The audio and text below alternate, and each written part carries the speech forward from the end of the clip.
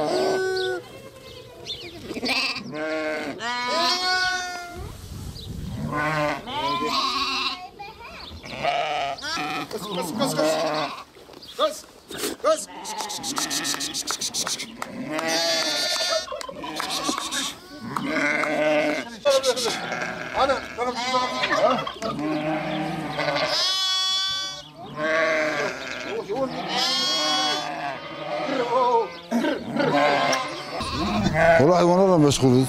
Kuzular da olmuş ki yazda doğuyor, kışda doğuyor. 2 ürün kaldırıyor bazen bir ürün. Mesela Mayıs'ta, Haziran'da, Temmuz'da doğuyorlar. Doğunca baharın müjdesi oluyor. Bir koyun 5 ayda doğuyor. Bir doğuran var, tek doğuran var. Yani hayvana bağlıdır. Hayvanı iyi beslersen, hatta 3 de doğuran var. Alıyoruz ama az veriyor. Hayvan başına 22 falan veriyor. Ona benim adıma kayıtlı olan 300 hayvanda fazladır. 300. Ondan sonra bunu desteklemesi alıyoruz. Hayvan başına çiftine 42 milyon veriyor, 44 milyon veriyor. Çifti ya.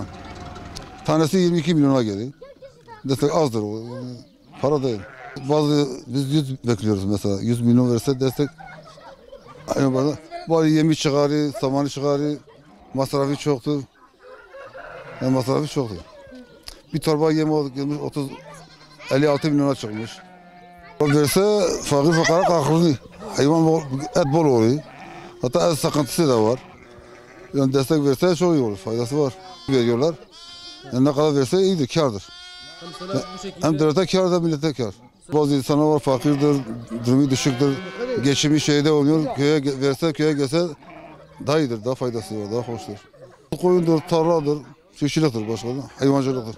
Sütünde faydalanıyoruz, tüyünde faydalanıyoruz, kuzusundan faydalanıyoruz, peynirde faydalanıyoruz. Hepsi faydadır.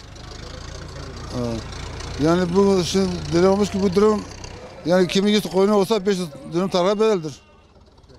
Yani 300 koyunu olsa en az 200-250 dönemde daha kârı vardır. Ya şimdi yani daha iyidir.